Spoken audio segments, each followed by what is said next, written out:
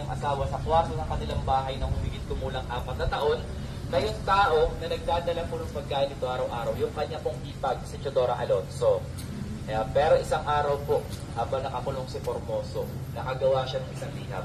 At nakasaad dito na siya ay kinulong ng kanyang asawa sa kwarto ng kanilang bahay at di umano raw po, siya ay nilalason ni Teodora Alonso sa pamamagitan ng pagbibigay ng pagkain.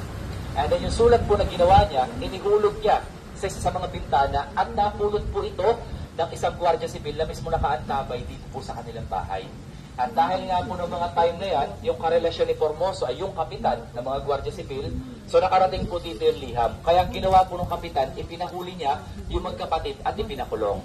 Kaya so noong mga panahon po na nakakulong na si Jose Alberto Alonso at si Teodora Alonso, nagkaroon po ng isang okasyon sa Binyan na dinaluhan naman ng Gobernador General ng Espanya.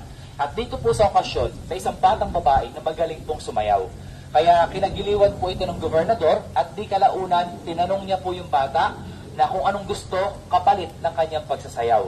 Pero lingid po sa kaalaman ng gobernador na yung batang babae po pala, bunsong anak ni Teodora Alonso, na si, kilala niyo pa po kung sino yung bunsong anak ni Teodora Alonso, babae. Maria Clara. Alonso po Alonso, magaling sumayaw.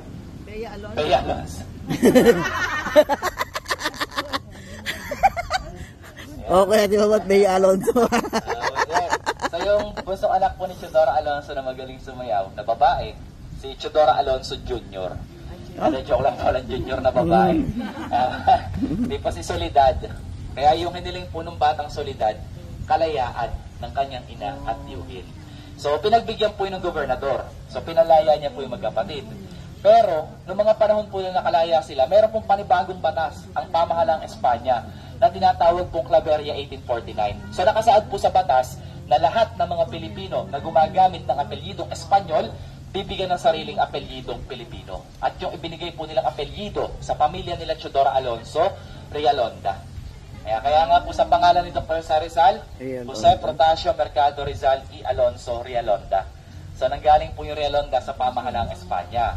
Pero isang araw po, sa kasamaang palad, si Teodora Alonso, mother po ni Dr. Rizal, nakalimutan niya pong isama sa kanyang pirma yung kanyang apelyido na I. Realonda. At nung makita po ito ng pamahalang Espanya, so inakala po nila na hindi siya sumusunod sa panukalang batas. Kaya sa ikalawang pagkakataon po, muli na naman po siyang ipinahuli. At binigyan po siya ng kaparusahan na maglakad na 50 kilometro mula Calamba hanggang Santa Cruz, Laguna ng nakahubad. Oh my God. Yung mga sapin sa paa.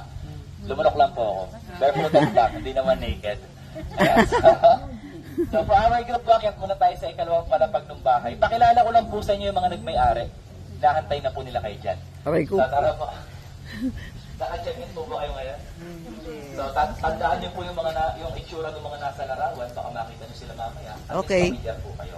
Yes. So tara. Mag-ahay.